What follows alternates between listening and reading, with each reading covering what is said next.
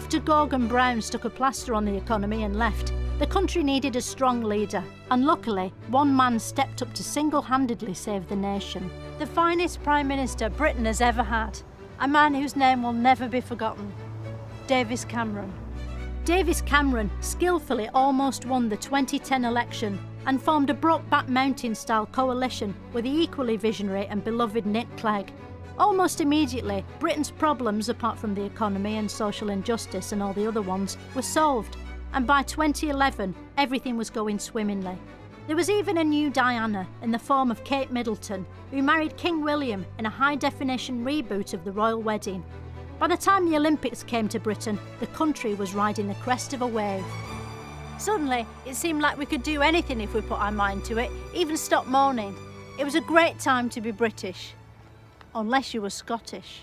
Scotland wasn't sure it wanted to be British anymore and thought being Scottish might be good enough. Delegates, it's game on for Scotland. It's funny, why do Scottish people hate the English when the English have absolutely no feelings at all about the Scots? I suppose it's a bit like a marriage of an old couple. It's as though Scotland and England got married when they were young, and it's constantly under debate whether they're better off staying together for the sake of the pension and the house, or if they should get divorced. Do you think England snores? England looks to me like the kind of person that snores. The Scots held something called a referendum, which is a way of asking the public what they want to happen and then actually taking them seriously, unlike in an election. In the end, Scotland voted to stay attached to England, using a system of fields and roads as before.